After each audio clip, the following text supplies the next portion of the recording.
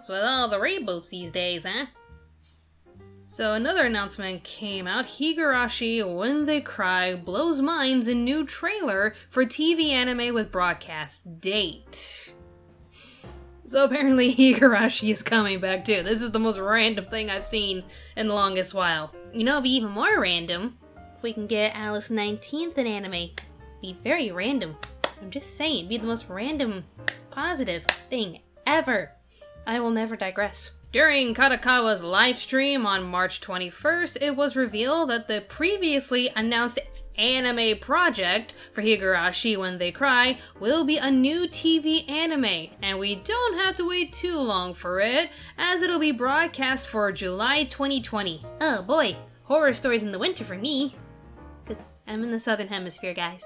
It's gonna be weird when I post Animal Crossing photos during our winter here. You guys are gonna be like releasing a whole bunch of sunny photos, and there's my little island in the snow.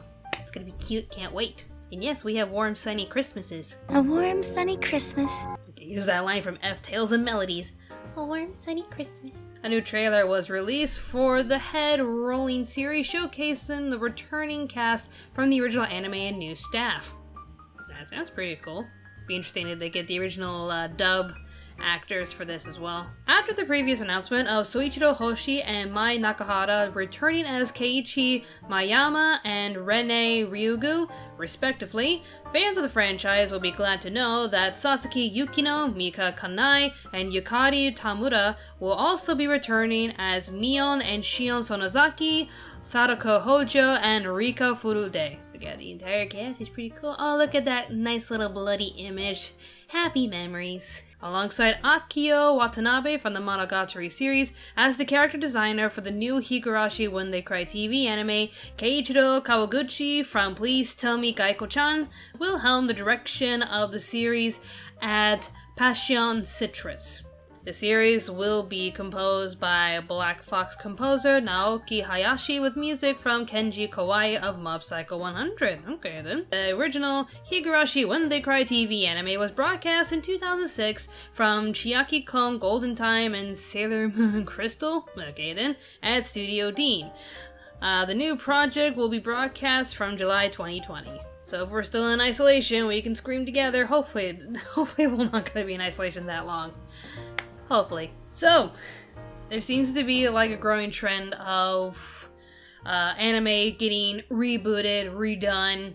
It's not the first that's happened, as, you know, we've had, you know, the Bleach announcement, we had Fruits Baskets last year, and it's still going, Sailor Moon Crystal, Dragon Ball Kai, and in the past, like, multiple series just... They would either, like, you know, just stop for a moment, then wait for the manga to finish, and then continue from that point onwards, like with Inuyasha, or they would just redo everything, like they did with Hellsing and Fullmetal Alchemist. It's happening now with Fruits Baskets, like I said. With Bleach, it's just gonna be, you know, like a little continuation, but it seems with this, from what I'm seeing from Twitter, this could possibly be a redo that is supposed to be faithful to the original source material. So I even asked on Twitter, is there a specific reason why Higurashi is getting another anime out of the blue, or is this just random asking for a vlog? But I got two tweets that I want to share right here from Shadows in the Dark, because it might follow the visual novel or might follow the manga in its entirety. Still no news though, have to wait until the studio confirms it.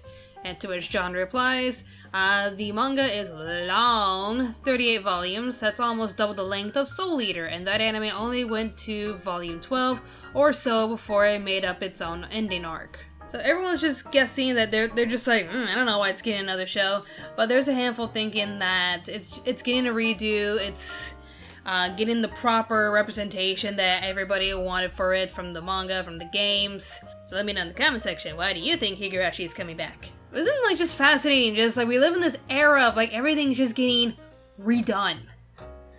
But at the same time, I tend to be more hopeful for remakes in Japan.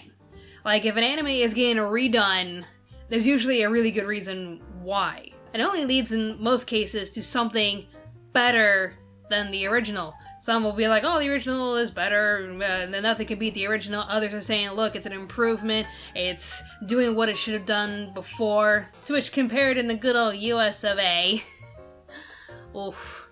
It seems like a lot of reboots, remakes nowadays to the Western movies, especially with the Disney ones, they feel like the only way that they can do a remake is to modernize the idea. Like, as much as her videos can be a bit political, Lindsay Ellis did like a really good video on Disney and its new woke narration, as everyone's calling it, where like in these remakes they're adding in elements that aren't really necessary, but Disney feels like they have to put it in there for a certain audience to appreciate its modern interpretation.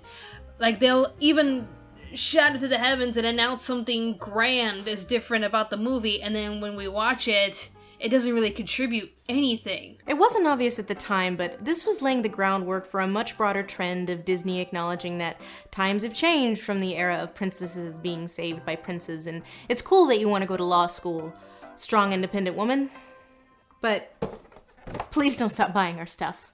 Like in the movie Dumbo, Danny DeVito's character is now animal cruelty free towards the end of the film and just releases the elephants back to the jungle.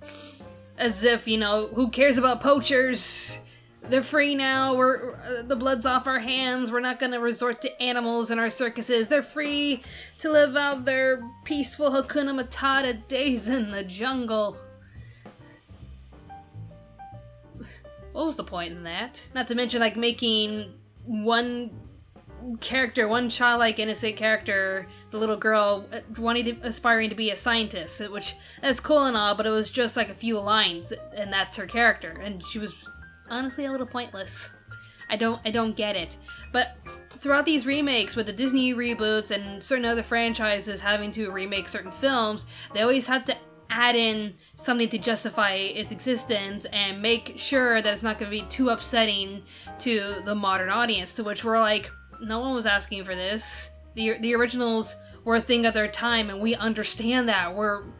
We understand that times have changed, and we're better now than what we were years ago. As long as we understand that, there really shouldn't be a need to remake all of these films. They keep promoting the idea that these ideas are more progressive, but it feels like they're only using that term to bring in a bigger crowd and bring in more money, but they don't do anything with that idea. Like, as we stated with LeFou's character in the live-action Beauty and the Beast, they announced that he was gay and that he was in love with Gaston, but they barely touched on that, so it was honestly pointless. Which again, like, just watch Lindsay Ellis's video on woke Disney and Beauty and the Beast. Wow, I hate it. I pretty much agree with mostly everything in those videos as to, like, why Disney? Why do you feel the need to change something that really shouldn't be changed? Like, why give Jasmine a song about how she will not be silenced when that wasn't an issue in the original film? How dare you? All of you, standing around deciding my future? I am not a prize to be won. You tell me, what do you think of these remakes? It just seems like with Japan, by comparison, they're only doing these remakes because it's an anniversary of some sort, like they're celebrating 20 years of this, 25 years of that. But also to recreate these stories that we love with the original source material, because a lot of the anime that we watched is loosely based off of the manga, is inspired by the manga. It has the elements of its beginnings, and then it just turns into something completely different, with all the fillers and new story arcs that were not necessarily in the manga, but they're there in the anime. So they do these reboots to tell you how it was always supposed to be. Granted, I think like the old system of like, here's the anime, if you want the full version, go read the manga, that's something that is a good staple for Japan to help support each other, to help support the market for the printing press and for the animation studios. Watch our anime, then read the books. But when they know that there's a huge audience and they wanted to see the anime like it was in the original source material, they're going to make it. And even then, with JoJo's Bizarre Adventure, I remember having this talk on Twitter where I did find an OVA special of Stardust Crusaders that was made, I think, in the 90s. And it was such snippets of the original Stardust Crusaders, so that's why people... I went to Twitter like, look, this was made years before this decade, so should JoJo's Bizarre Adventure count? Because if it does count, then it's going to be the best anime of the decade. To which a lot of people are like, it doesn't really count. It's a snippet of the original manga. The full definitive version is the 2012 rendition of JoJo's Bizarre Adventure. And that's why, like, with the first season of JoJo's Bizarre Adventure, they had, like, the first two JoJo's, like, Jonathan Joestar and onwards. And then when we get to Stardust Crusaders, it was, like, 3 seasons just to, like, apologize for that OVA. Like, we're sorry. Here's the full version. And we're not going to leave anything out, as much as I know, because I barely touched Stardust Crusaders. But that's just the impression that I'm getting of Stardust Crusaders. That's supposed to be the real, definitive version of JoJo's Bizarre Adventure. And then it continues on with Diamond is Unbreakable and Golden Wind, which I seriously need to jump on watching all of it because I need to do that for a Patreon review. It's coming up soon. But yeah, to the Eastern audience, they make remakes to polish up what could have been. They're bringing it to full light and giving us everything that they wish they could have years ago. But this time they're getting it right, and they're not going to leave anything out. And hopefully it won't mess up too much on the animation like they did with Sailor Moon Crystal. Oof. But I did see the trailer for the new movies, and I cannot wait for Sailor Moon Crystal Eternal. Can't wait. But as for the Western audience, it just feels like they're running out of ideas. They want to bank on ideas that are safe, that they know were complete successes years ago. And people love their nostalgia, so they're gonna remake these movies, but tweak it in a way that makes it more appropriate for the modern audience, and make bank from it, because nostalgia and people just love watching their childhood burn, I guess. I've seen most of the live-action remakes from the Disney films. They have so many resources and they could put in so much effort, and they don't. They really don't. I just... This is why, like, for the Western audience, like, we just hesitate when we hear the word remakes. But I digress. What do you think of remakes in general? Western remakes, Eastern remakes? Let me know. And again, what do you think of this news about Higurashi getting a new anime in 2020? Leave your answers in the comment section down below. Coming up next will be a little bit of a surprise. That'll be very next. And then afterwards will be the Persona 4 anime review, as well as a collaboration I'm doing with Phantom Strider on the top 5 best and worst live-action adaptations of anime done by America. Help us all. So thank you all so much for watching. More awesome videos will be on the way, so stay tuned, Anime America. Bye-bye. Hey there, if you like what we do on this channel, be sure to subscribe and click on the notification bell. If you wish to support us financially, we do have a Patreon page with numerous rewards to fit your budget. Don't forget to follow us on Twitter at Anime America, and be sure to check out our other channel, Pop Spectrum. Thanks for watching, and stay tuned, Anime America.